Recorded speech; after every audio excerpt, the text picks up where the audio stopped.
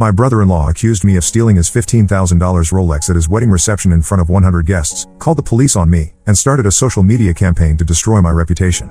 When the watch was found in his car weeks later, he refused to apologize and my wife still took his side over mine. I never thought I would be writing this post, but here I am at 2 a.m., unable to sleep after what happened at my brother-in-law's wedding reception 3 weeks ago. My wife Becca, 32F, and I, 34M, have been married for 8 years, and we have 2 kids together, Millie, 6F, and Troy, 4M. Let me start with some background about my relationship with Becca's family. Her younger brother Sebastian, 29M, has always been the golden child in their family. He works as a financial advisor at some big firm downtown and makes good money. Their parents, Linda, 58F, and Robert, 61M, have always made it clear that Sebastian can do no wrong. When we got engaged, Robert pulled me aside and told me I better take good care of his daughter because she could have done better. That should have been my first red flag.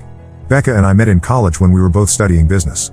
I ended up switching to education and became a high school math teacher. The pay is not great, but I love my job. Robert never let me forget that I make less money than Sebastian.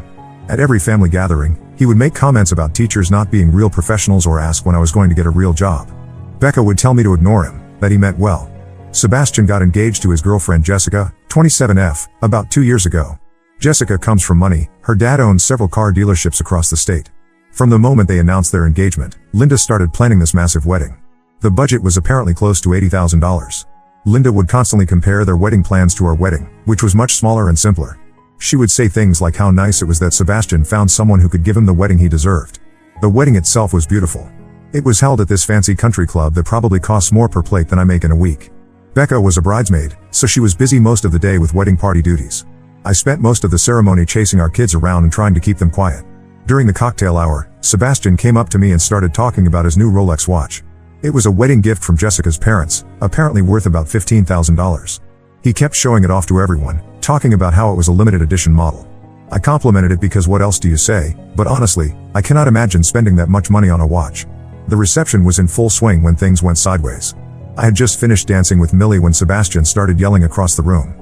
He was standing near the head table, looking around frantically. Jessica was trying to calm him down, but he was getting louder. Then he pointed directly at me. Sebastian marched over to where I was standing with the kids and started accusing me of taking his watch. He said he had left it on the head table when he went to take photos outside with Jessica. When they came back, it was gone. He claimed I was the only person he saw near the table during that time. I told him I had not been anywhere near the head table. I had been on the dance floor with Millie, then went to the bathroom, then got drinks for the kids. Several people heard this conversation because Sebastian was not keeping his voice down. Becca came rushing over from across the room, still in her bridesmaid dress. Instead of defending me, Becca immediately started asking me if I was sure I had not picked up the watch by mistake. She kept saying maybe I moved it without thinking. I could not believe she was questioning me instead of supporting me. The whole wedding party was now gathered around us, along with most of the guests. Robert appeared out of nowhere and got right in my face. He said he always knew I was trouble and that teachers like me were just jealous of successful people.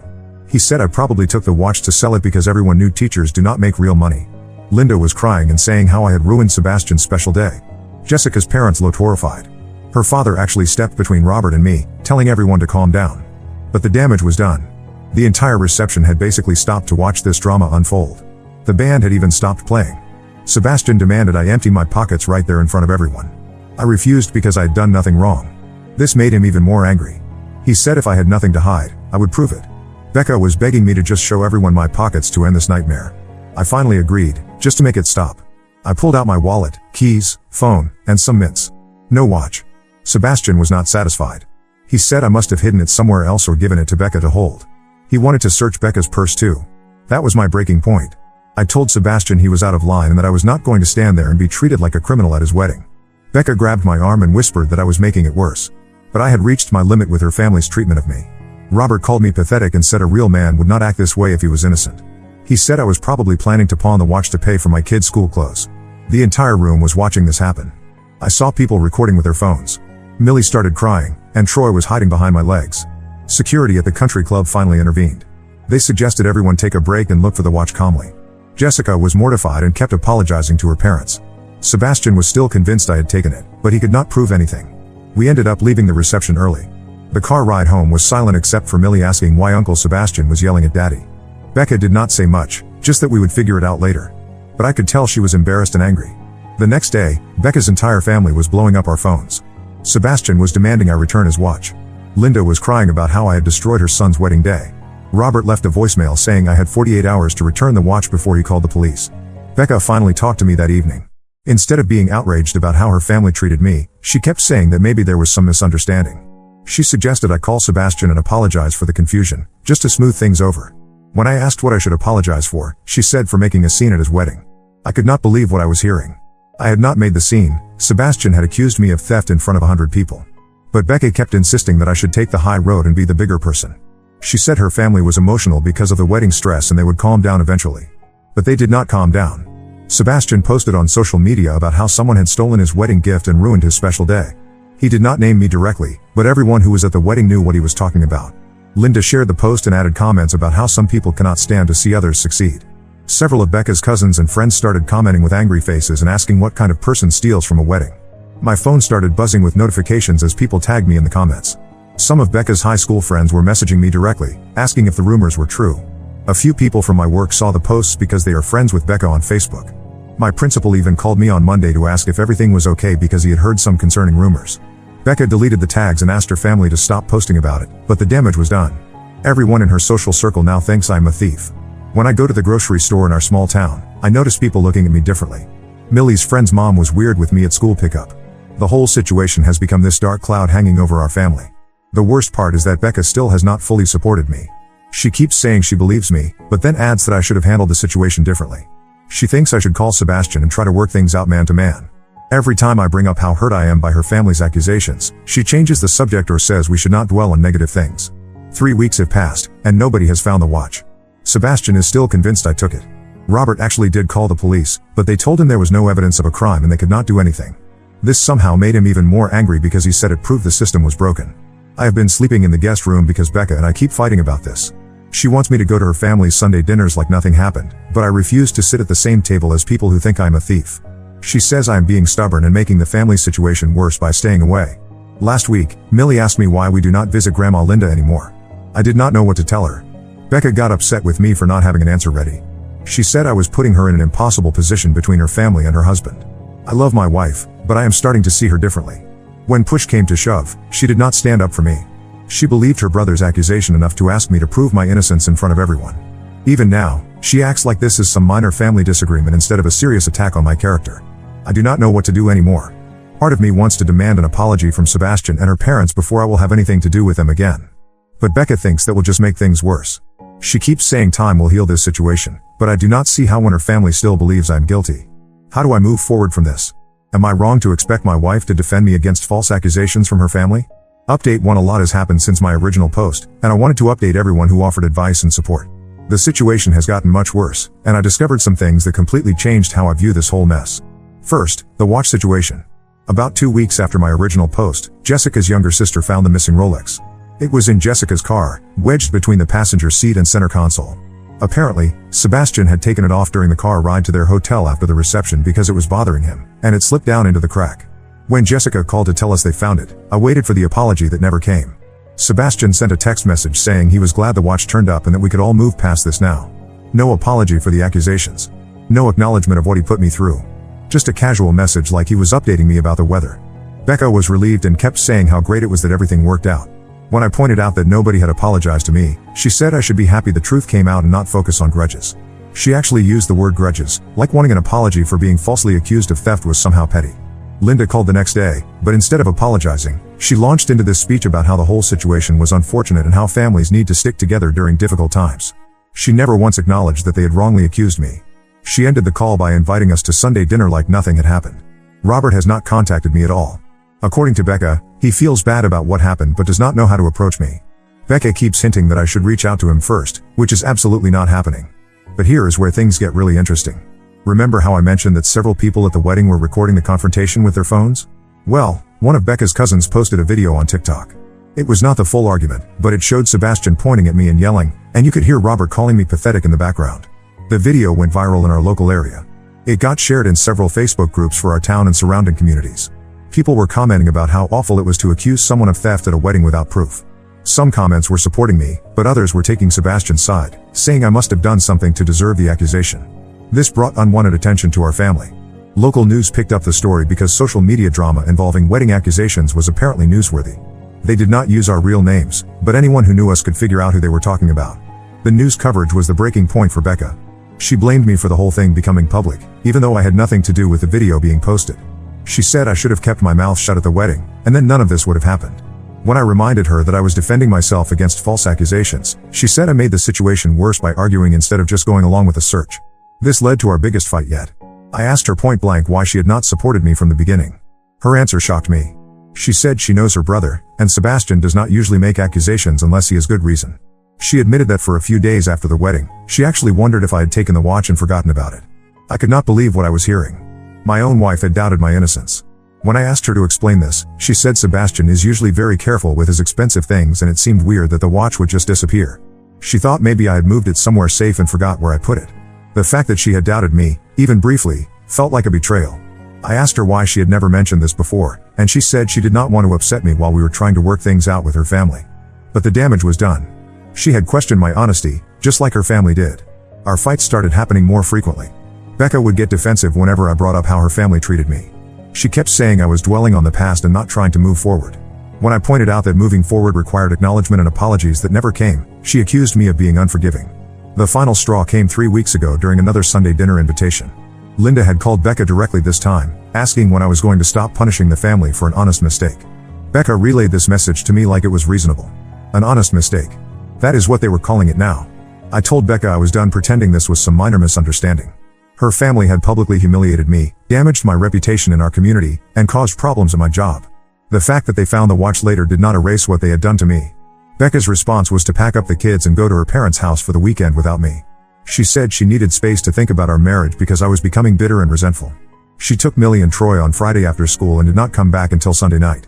When she returned, she had clearly been coached by her family. She came home with this whole speech about how marriages require compromise and forgiveness. She said her parents were worried about our relationship and thought we might benefit from taking a break from each other. I asked her if she was suggesting a separation, and she said maybe some time apart would help me get perspective on what was really important. She said she could stay with her parents for a few weeks while I figured out whether I wanted to save our marriage or keep holding on to anger. The way she phrased it made it clear that she saw me as the problem. I was the one who needed to change, not her family who owed me apologies. I was the one who needed perspective, not her family who had falsely accused me of theft. That conversation happened 5 days ago. Becca packed bags for herself and the kids and moved back to her parents' house. She said it was temporary, just until I was ready to work on our marriage properly. But I know what this really is. Her family wants me gone, and she is going along with it rather than standing up for her husband. I have spoken to the kids twice since they left. Both calls were awkward because Becca was obviously listening in the background. Millie asked when Mommy and Daddy were going to live in the same house again. I did not have an answer for her. Yesterday, I got a text from Sebastian. He said he heard Becca and the kids were staying with their parents and wanted me to know that nobody in the family wanted our marriage to fail. He said if I was willing to let bygones be bygones, we could all move forward as a family. Bygones be bygones. Like he had not accused me of theft in front of 100 people. Like his father had not called me pathetic and questioned my character. Like his mother had not said I ruined his wedding day. Like my wife had not doubted my honesty and then blamed me for defending myself. I have not responded to his text, and I do not plan to. Becca can stay with her family as long as she wants. I am done begging for apologies that will never come and respect that was never there to begin with. The house is quiet now. I go to work, come home, and try to figure out how this became my life.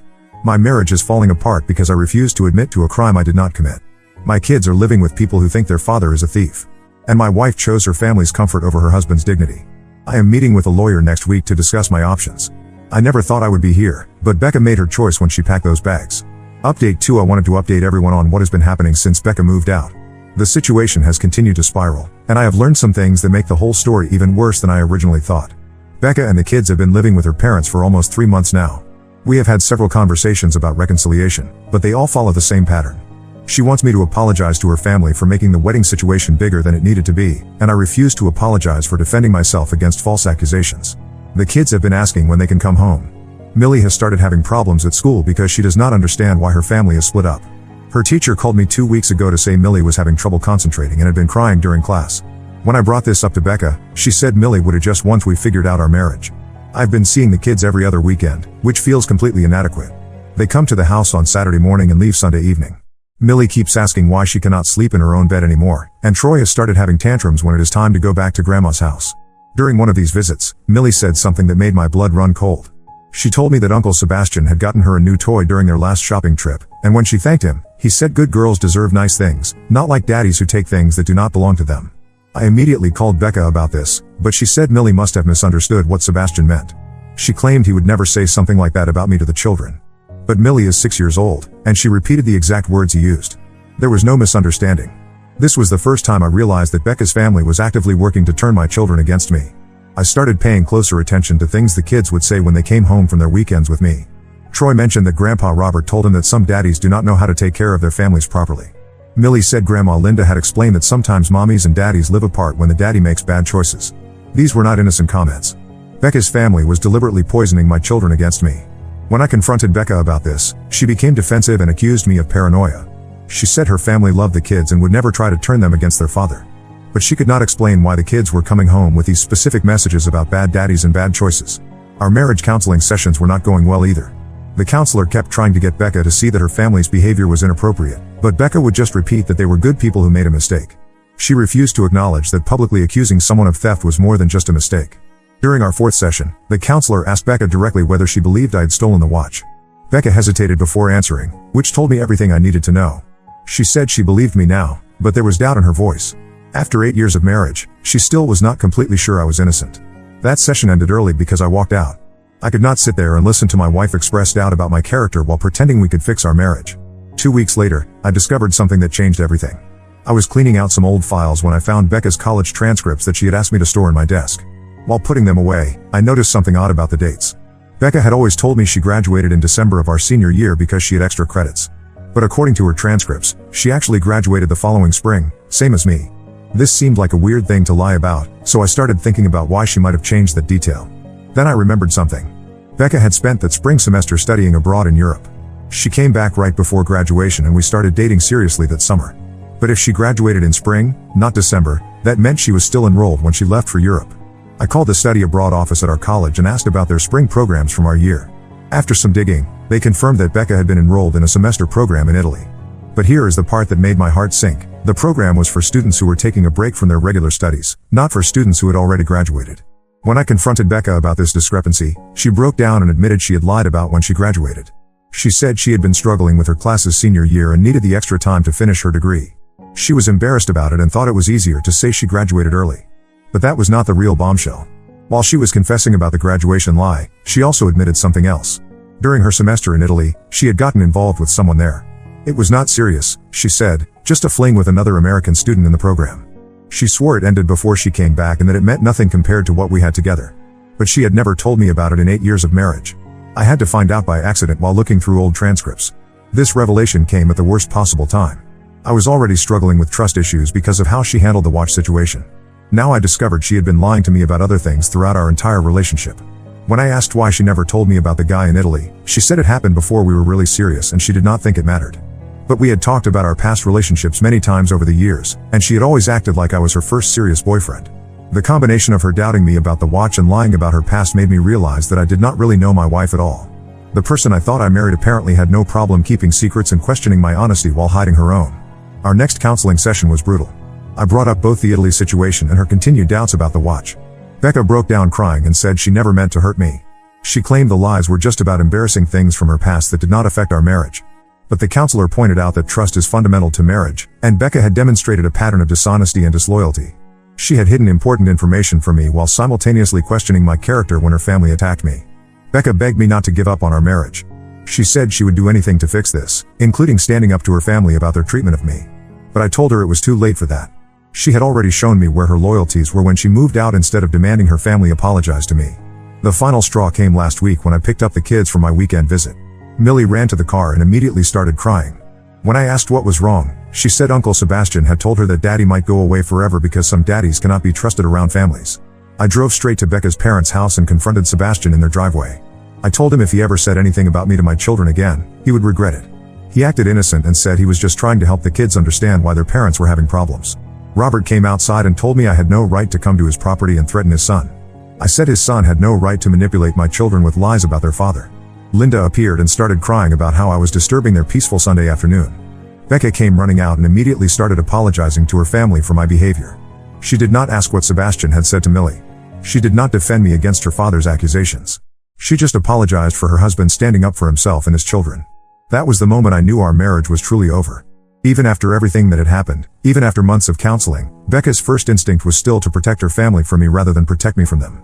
I told Becca I would be filing for divorce. She begged me to wait, said we could work through this if I would just give her family another chance.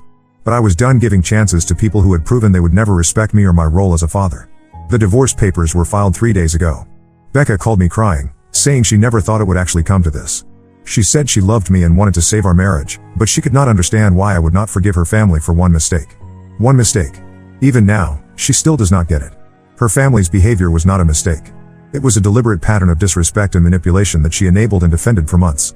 I have filed for joint custody of the kids, but I am also requesting that any visitation with Becca's family be supervised until they can prove they will not continue trying to turn the children against me. My lawyer says we have a good case given the evidence about their inappropriate comments to Millie and Troy. The house feels empty, but it also feels honest. I would rather be alone than live a lie with someone who will never truly have my back when it matters. Update 3. This will be my final update on this situation. The divorce was finalized 2 weeks ago, and I wanted to share how everything wrapped up for anyone who has been following this story. The custody battle was more complicated than I expected. Becca's family hired an expensive lawyer and tried to argue that I was an unfit parent because of my behavior during the wedding incident. They actually submitted the viral TikTok video as evidence that I had an anger management problem. My lawyer was prepared for this. We had documentation of all the inappropriate comments Becca's family made to the children, including Millie's statements about Uncle Sebastian telling her that some daddies cannot be trusted. We also had records of my conversations with Millie's teacher about her emotional problems since moving in with Becca's parents. The judge was not impressed with Becca's family's tactics. During the custody hearing, Robert actually tried to argue that I was a bad influence on the children because teachers do not make enough money to provide properly for families. The judge cut him off and said income level was not a factor in determining parental fitness. Sebastian also testified about the watch incident, but his story had changed from the original version. Now he claimed he never directly accused me of theft, just asked if anyone had seen his watch. But we had the video evidence of him pointing at me and yelling, so his new version did not hold up. The final custody arrangement gave me joint custody with alternating weeks. Becca was not happy about this because it meant the kids would be away from her parents' house half the time. She had gotten used to having her family help with childcare and discipline. More importantly, the judge included a provision that Becca's parents and Sebastian could only have supervised visits with the children for the first 6 months. They had to complete a co-parenting class that included sections on not disparaging the other parent before the supervision requirement would be lifted. Linda cried in the courtroom when this decision was announced. Robert looked like he wanted to argue with the judge, but his lawyer kept him quiet. Sebastian acted like the whole thing was unfair and that I was using the legal system to get revenge on their family. Becca tried to appeal the custody decision, but her lawyer advised against it. The supervised visitation requirement was actually lenient given the evidence we presented about their behavior toward the children. The first few weeks after the divorce were difficult. Millie had trouble adjusting to going back and forth between houses. She kept asking why mommy and daddy could not just live together like before. Troy was too young to understand what divorce meant, but he could sense the tension during exchanges. Becca and I tried to keep things civil for the kids' sake, but it was hard. She was still defending her family's actions and acting like I had destroyed our marriage over nothing. She would make comments about how the children miss living with their grandparents full time. Things came to a head about 6 weeks ago during one of our kid exchanges. Becca arrived at my house to pick up Millie and Troy, but instead of just getting the kids, she asked to come inside to talk. She sat on the couch where we used to watch movies together and started crying. She said she had been thinking about everything that happened and realized she had made mistakes. She asked if there was any chance we could try again, maybe with different counseling or a fresh start somewhere new. I told her it was too late for that. Trust had been broken in too many ways, and I could not forget how she chose her family over our marriage when it mattered most. She said she understood now that her family had been wrong about the watch, but she needed me to understand that they were just trying to protect her. That was the problem right there. Even in her apology, she was still making excuses for them.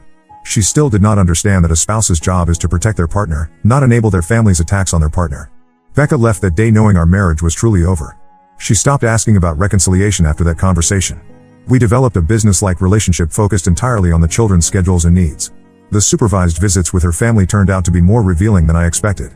During the first session, the social worker observed Linda making several comments about how divorce was hard on children and how some families stay together no matter what. The social worker had to redirect the conversation multiple times. Robert barely spoke during his supervised visits. He would sit there looking angry while Millie and Troy played, occasionally making comments about how things used to be easier when families respected each other.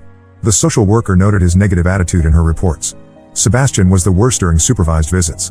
He kept trying to ask the kids questions about what Daddy says about Uncle Sebastian at home. When the social worker told him to stop, he acted like he was just making conversation. The kids were clearly uncomfortable with his questions. After 3 months of supervised visits, Becca's family requested a review to lift the restrictions. The social worker recommended keeping the supervision in place for the full 6 months because they had not completed the co-parenting class and continued to make inappropriate comments during visits. This decision caused a major fight between Becca and her family.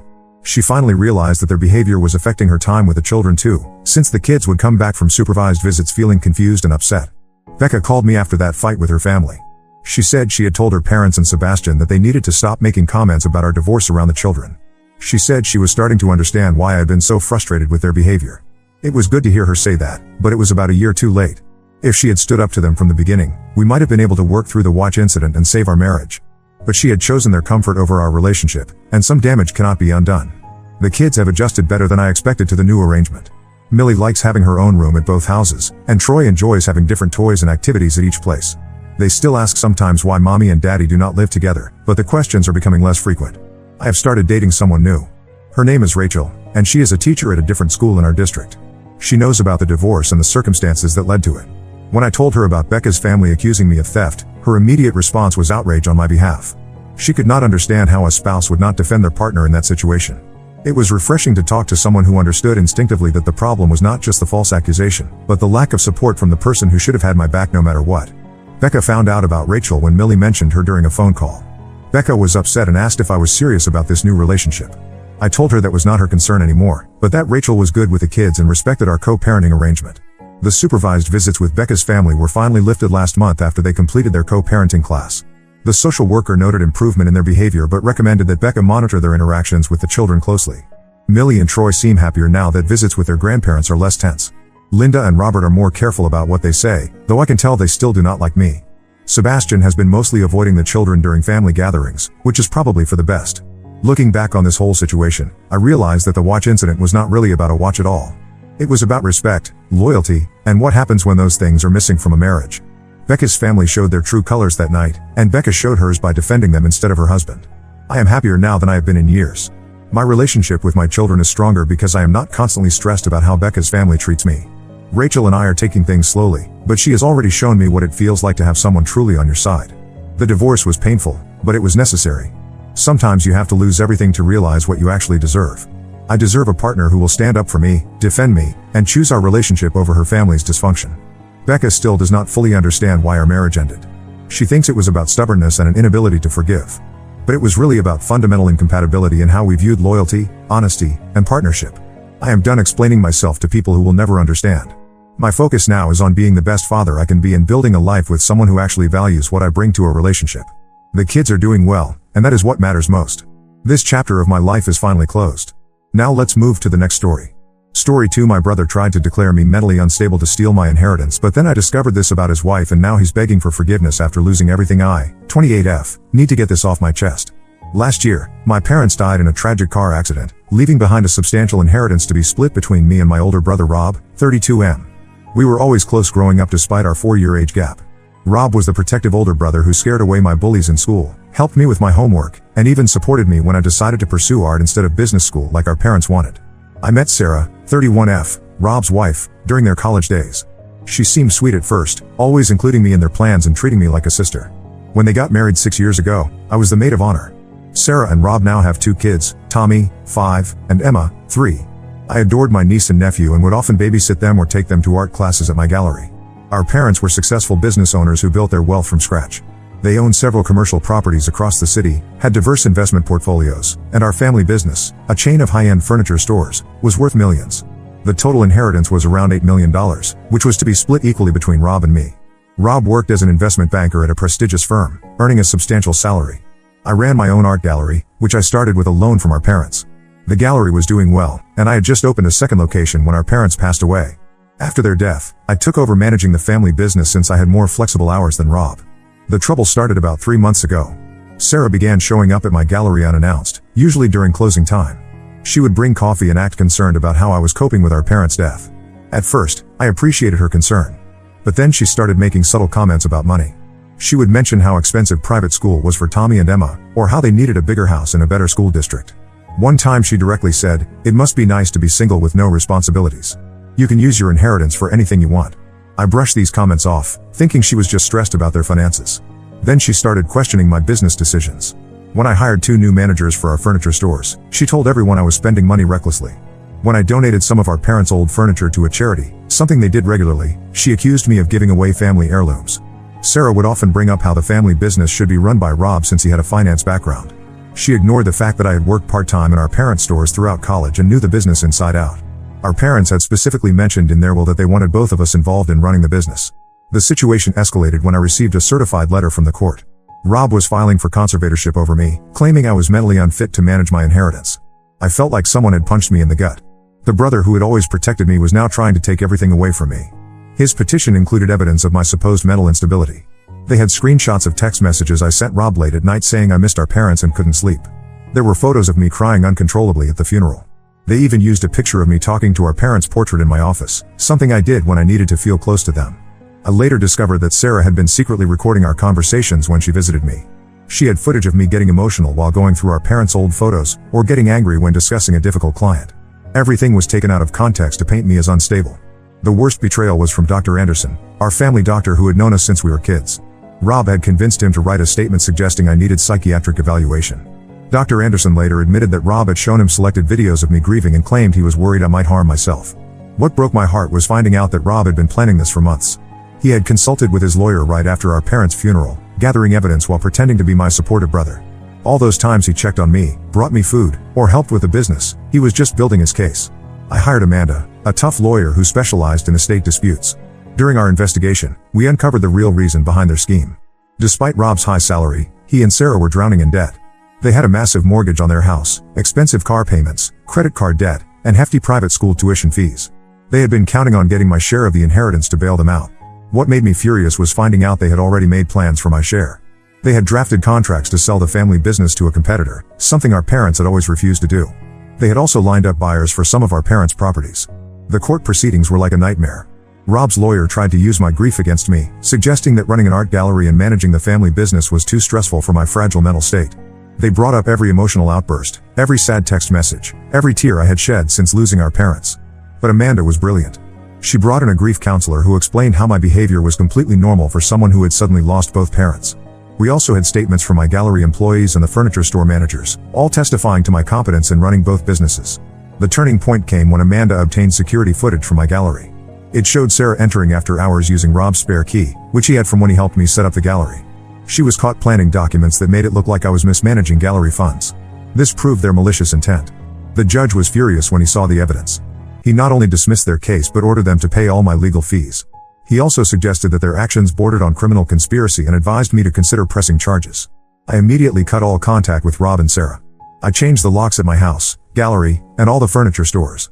I hired security guards for the gallery and installed new security systems everywhere. I also took full control of the family business, removing Rob's access to all accounts and information. Now Rob's distant relatives and family friends keep telling me I'm being too harsh. They say he was just worried about me and that siblings should forgive each other. But trying to have me declared mentally unfit just to steal my inheritance isn't something I can forgive. I've lost not just my parents, but also the brother I thought would always protect me. Update 1: I want to thank everyone who offered support on my original post. These past 3 weeks have been a roller coaster, and things have gotten even messier than before. After the court dismissed Rob's case, I thought things would calm down, but I was wrong. Rob and Sarah have started a full-blown smear campaign against me and our community. They've been going around telling everyone that I'm using our parents' death to get revenge on them. According to their twisted version of events, I was always jealous of Rob's success and Sarah's perfect family life. They're claiming I manipulated the court system and somehow bought off the judge. Sarah even told our church group that I had threatened to hurt their kids if they didn't back off, a completely fabricated lie that made me sick to my stomach. Their lies have divided our entire social circle. People I've known my whole life are now looking at me differently. Last week, I went to my favorite coffee shop, and the owner, who's known our family for years, asked me if I was doing okay mentally. It turns out Sarah had told her I was having severe mental breakdowns and destroying our parents' legacy. After the court case, I had installed security cameras in both my gallery and home, mainly because I didn't trust Sarah. My instincts were right. The cameras caught her trying to break into my gallery twice. The first time was at 2 a.m., just days after the court ruling. She used Rob's old key, not knowing I had changed the locks. The second time was during broad daylight. She actually brought a locksmith, claiming she was the owner's sister-in-law and had lost her key. When the police confronted her about these break-in attempts, she put on an Oscar-worthy performance. She broke down crying, saying she was just trying to check on me because she was so worried about my mental health. She claimed I had been sending her concerning messages, completely false. I had blocked both her and Rob on everything. The police didn't buy her act, especially after seeing the security footage, and issued her a warning. But the biggest shock came from our Aunt Clara. She's our mom's sister and has always been close to both Rob and me. She called me last week, clearly upset, and asked if we could meet. Over coffee, she revealed something that made my blood run cold. 6 months before their accident, Rob had tried to convince our parents to change their will in his favor. According to Clara, Rob had gone to our parents with a PowerPoint presentation about why he should have majority control of the family business.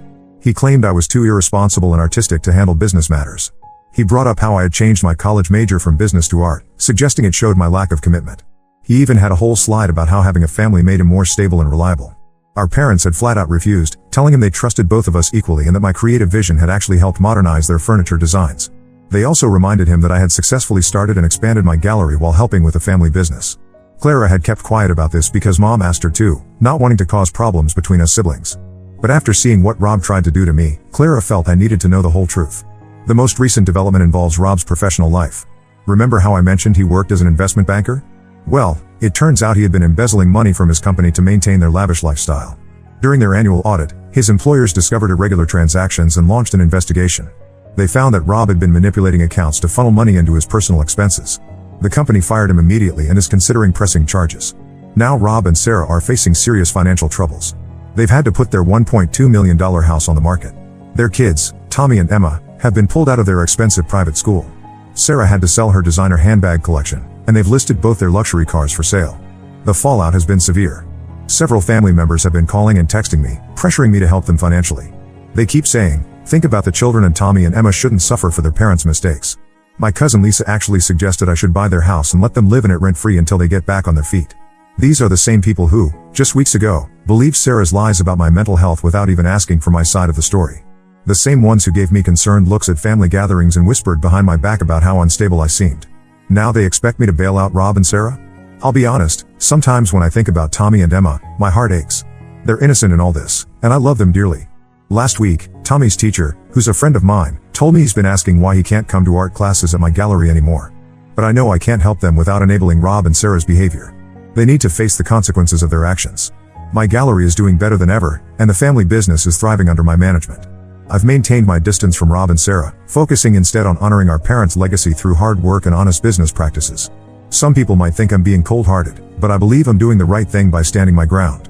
I've learned that sometimes the people who should love and protect you the most are the ones capable of causing the greatest harm. But I've also learned that I'm stronger than I ever thought possible. I won't let their attempts to destroy me succeed. Update 2: the situation with Rob and Sarah has taken a completely unexpected turn. Last week, Sarah reached out to me through a burner email account, asking to meet privately. She claimed she had important information I needed to know. Against my better judgment, I agreed to meet her in a public cafe, but I brought my lawyer Amanda with me just to be safe. What Sarah revealed during our meeting left both me and Amanda stunned. The whole scheme to have me declared mentally unfit wasn't Rob's idea at all, it was Sarah's from start to finish. She broke down crying, admitting that she had manipulated Rob into going along with her plan by showing him their mounting debts and playing on his fears about their children's future. The truth is far worse than I imagined. Sarah confessed they're over $2 million in debt, but not because of their lavish lifestyle like we all thought. Sarah has a severe gambling addiction that she's managed to hide for years. She had been gambling away their savings and taking out loans in Rob's name. She even admitted to stealing and selling some of my mother's jewelry that Rob had kept for sentimental value. Her addiction started small, online poker games while the kids were napping. But it escalated quickly. She began visiting casinos while claiming to be at yoga classes or mom group meetings. She maxed out their credit cards and opened new ones in Rob's name. When that wasn't enough, she took out personal loans using forged documents with Rob's signature. Rob apparently only discovered the full extent of their debt when his company's investigation revealed everything. The embezzlement I mentioned in my last update? That was actually Sarah too. She had figured out Rob's work passwords and had been transferring company funds to cover her gambling losses. Rob had no idea until the company confronted him with evidence. Sarah's confession didn't stop there. She admitted to being the one who spent months gathering evidence of my supposed mental instability. She was the one who edited our conversations to make me sound unstable. She even deliberately provoked me into emotional reactions so she could record them. The whole thing about me threatening their kids? She made that up because she knew it would turn people against me. The most shocking part was learning that Sarah had been planning this even before our parents died. She had already consulted with a lawyer about ways to contest the will, assuming our parents would leave everything to Rob since he was the oldest. When she found out about the equal split, she started working on the mental instability angle. Rob has now filed for divorce after discovering Sarah's deception. He tried to contact me through our cousin Jane, sending a long letter explaining his side of things. According to him, he only went along with Sarah's plan because she convinced him I was having a mental breakdown and needed intervention. She had shown him heavily edited videos of me grieving, making it look like I was talking to myself and acting erratically. He claims he genuinely believed he was trying to protect both me and our parents' legacy. He wrote about how Sarah would come home crying, telling him she was worried I might hurt myself. She apparently told him the conservatorship was the only way to ensure I got the help I needed while protecting the family assets. Part of me wants to believe him.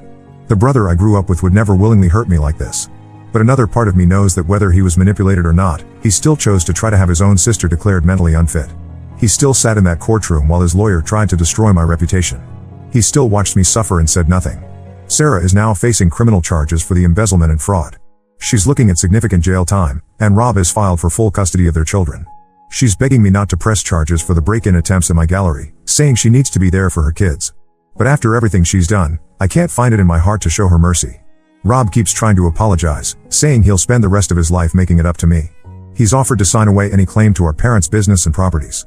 He says he doesn't care about the money anymore, he just wants his sister back. But I'm not sure there's any coming back from this kind of betrayal. The hardest part is knowing that Tommy and Emma are caught in the middle of all this. They're too young to understand why their family is falling apart.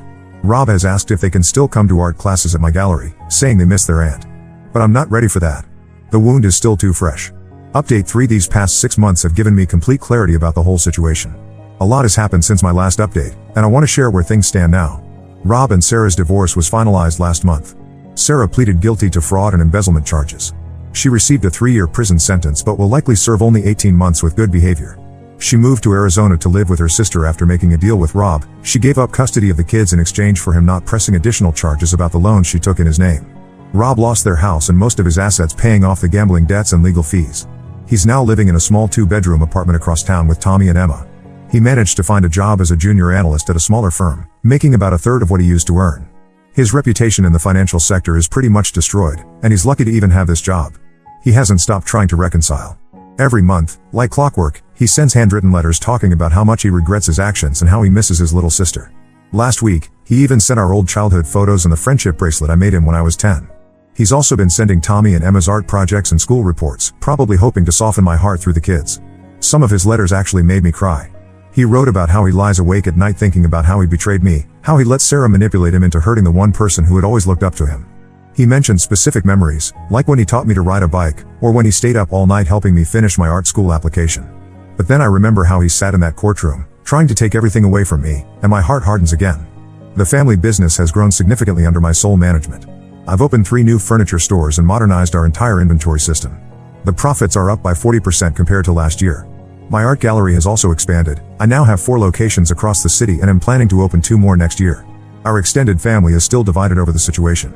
Aunt Clara and a few others stand firmly by my decision to maintain distance. They've seen firsthand how much Rob's betrayal affected me and respect my need for space. But others, especially the older generation, keep pushing for reconciliation. They bring up Rob at every family gathering, talking about how well he's doing as a single dad and how much he's changed. Last month, I ran into Tommy at the mall. He's now 6 and looks so much like Rob did at that age. He saw me first and ran over, asking why I don't come to see them anymore.